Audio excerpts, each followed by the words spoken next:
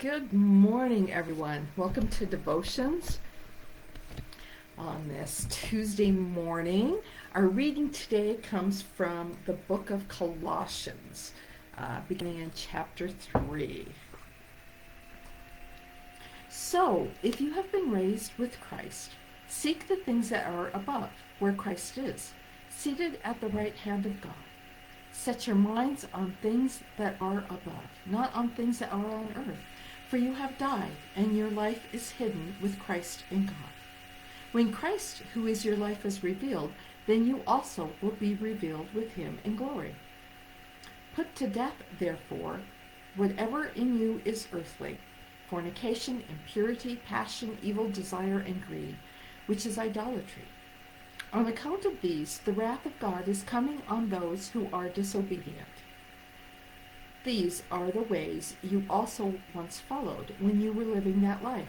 But now you must get rid of all such things: anger, wrath, malice, slander, and abusive language from your mouth. Do not lie to one another, seeing that you have stripped off the old self with its practices, and have clothed yourselves with the new self, which is being renewed in knowledge according to the image of its Creator.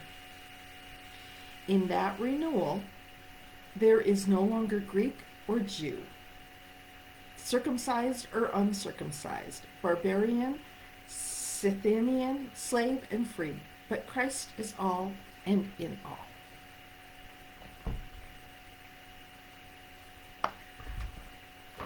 Our devotion today from Christ in Our Home, from our partners in ministry at Augsburg Fortress, is entitled False Witness. Focus verse on 8 and 9, which is get rid of anger, wrath, malice, slander, and abusive language. Do not lie to one another. Arriving ahead of a heated U.S. election, the email message conveyed a tone I had grown to expect: indignant, angry disbelief. The message's claim against an opposing candidate was so outrageous it had to be made up. 2 minutes of searching on the internet confirmed that it was a complete lie. The email also expressed many characteristics Paul urges us to avoid: anger, wrath, malice, slander, and abusive language. The sender was a longtime friend, a person of deep faith.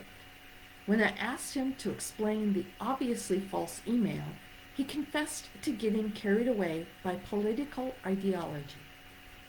In many places, politics and elections have devolved into a war to be won by any means possible, including violating the 8th commandment: you shall not bear false witness against your neighbor, from Exodus 20.